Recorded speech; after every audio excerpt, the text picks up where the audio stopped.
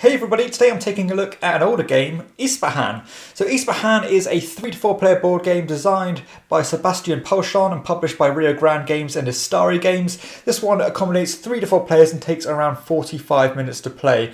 So despite looking like this game was published in 1986, it was actually 2006 when this came out. So I thought it was a bit surprised considering how old this game actually looks. But this is a Euro style game that takes place on a board that looks like this. So you have this the city here divided up into 4 sections by this road here, which is basically a crosshairs which breaks up all the different parts of the city.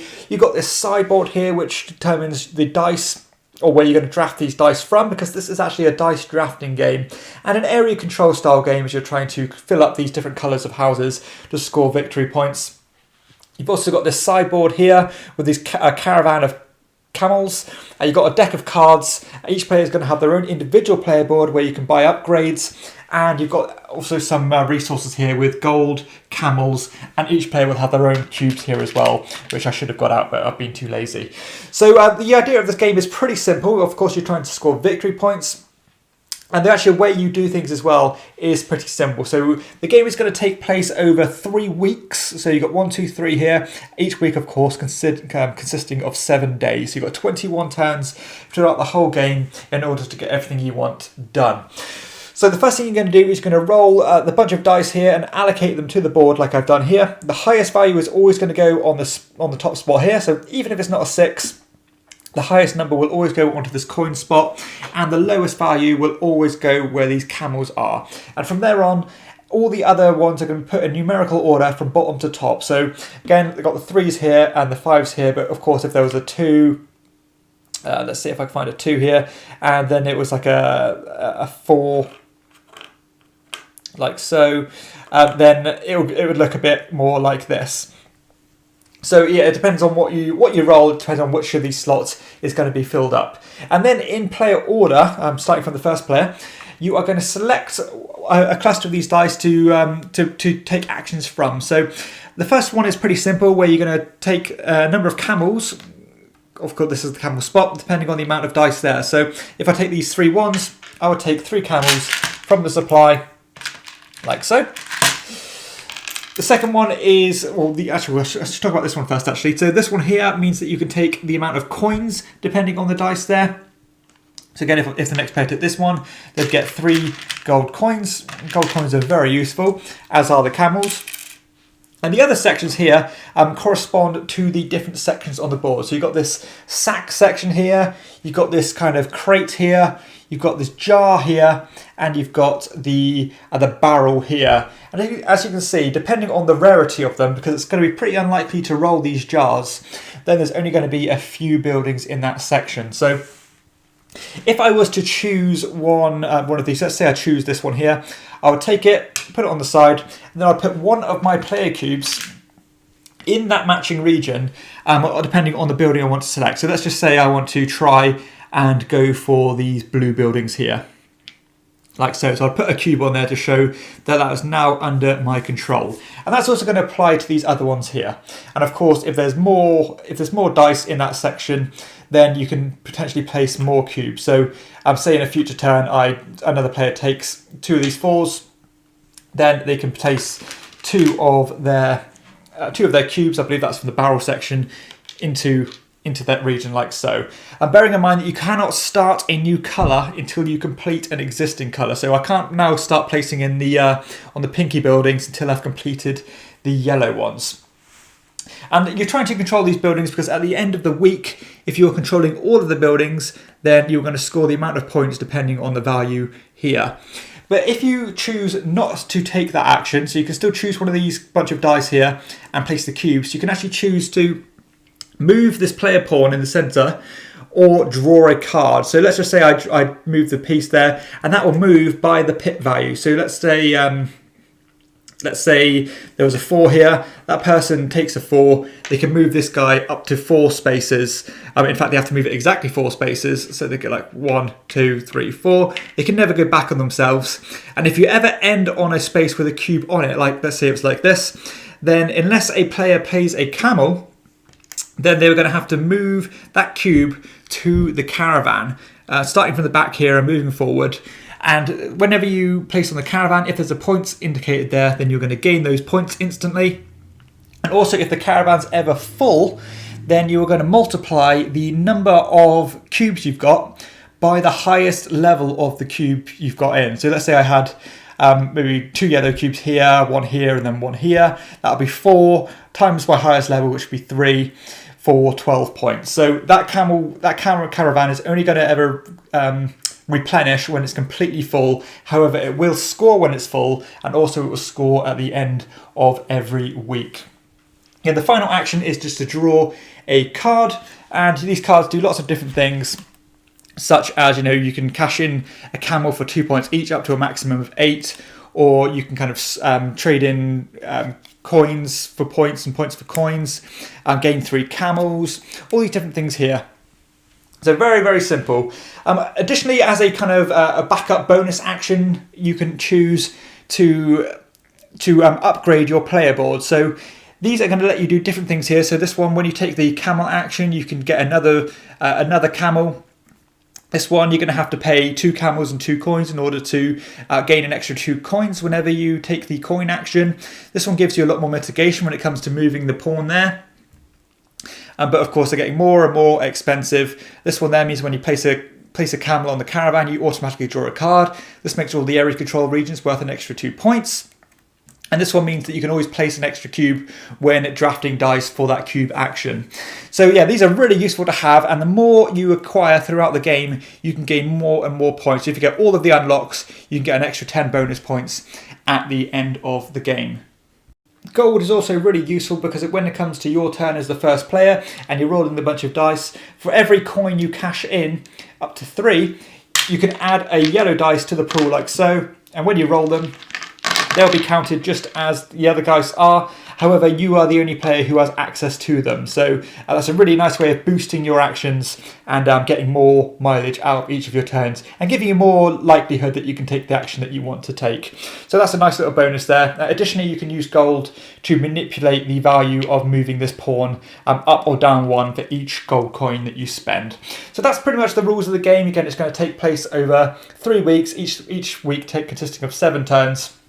And then you're going to score for your final points, which of course is your caravans, any regions you control, which will refresh at the end of each week, and of course your upgrades from your player board. So as you can see from the rules explanation there, this is a pretty straightforward Euro game. Not much going on here, however it does have some pretty nice and smooth mechanisms which I quite enjoy. So first off, the dice drafting. So generally, as a rule of thumb, I really enjoy dice drafting games. It's one of my favourite mechanisms, and I think this game does it pretty well. Surprisingly enough, this game did come out again in 2006. And there's a lot of games nowadays coming out that use similar systems to this. So I suppose this is almost kind of one of the games that led the charge of dice drafting, because I can't think of many games that predated this in terms of using a dice drafting mechanism like this. And I like the fact that the highest value will always go on the coins and the lowest value will always go on the camel. So you've always got the possibility of taking one of those actions, so you're never going to be backed into a corner and not be able to acquire them.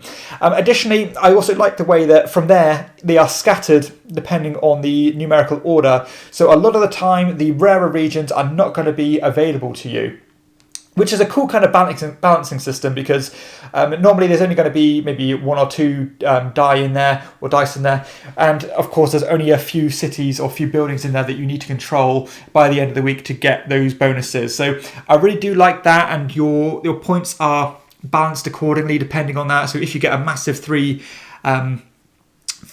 buildings claimed by the end of the week, then you can get 12 points from getting that rarer region, and it's all scaled down. So the more common region here, the blue one, if you get the 3 white buildings, you're only going to get 3 points, of course, which is pretty easy to get.